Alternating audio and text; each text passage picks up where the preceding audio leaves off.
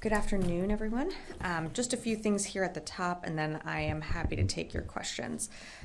So tomorrow, Secretary Austin will welcome Japanese Defense Minister Kiara on his first overseas trip and his first visit to the Pentagon as minister. The Secretary looks forward to a strong relationship with Minister Kiara and working together to advance one of our strongest alliances. We'll have more information to share tomorrow. And then, switching topics, as I'm sure many folks in the room here are focused on. As you know, over the weekend, Congress was able to avert a shutdown of the government. However, we once again find ourselves in a continuing period of uncertainty.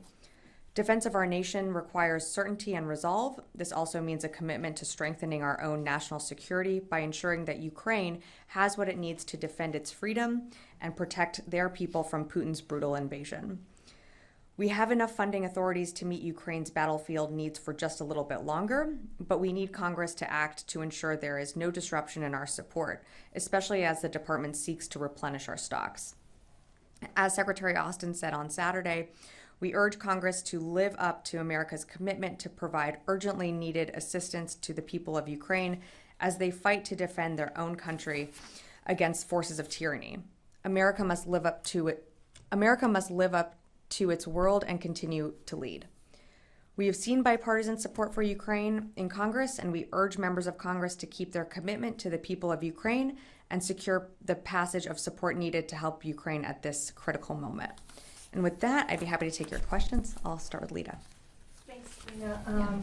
Just on that issue of weapons replacement and refurbishment, in his letter the other day, the comptroller talked about the pressure on replenishing stocks and said there was about 1.6 billion, I guess, left. How long will that 1.6 billion last? And can you give us a sense of what are the weapon systems that are under most strain right now? Where are you seeing the biggest demand that you may not be able to continue to send to Ukraine now? So good question. In terms of how long the 1.6 billion will last, that's a determination that will be made by the comptroller, and I don't know that I'd be able to put a time frame on it. It's really how that funding is used to replenish our stocks, and of course, when we're available to enter into contracts to refill our stocks.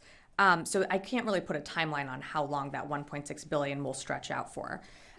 In terms of what we would be, or which systems or capabilities are we working to refill, that depends on, again, what we continue to send Ukraine, whether it's air defenses, more artillery. We know that we are working to refill artillery in our stocks, but it really depends on what Ukraine requests. And again, we know that their priorities are air defense and artillery and also mine clearing equipment.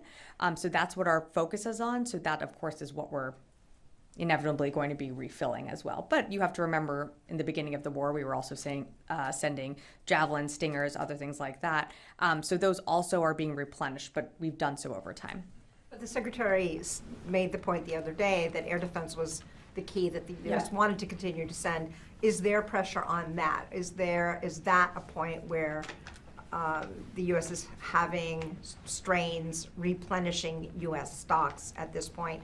And can you at least narrow it down? Is it weeks? Is it months? Is it 2025? I mean, give us a sense. I wouldn't say there's a strain. I mean, we know that, and we've been very public here from the podium saying that we're not going to drop below certain levels.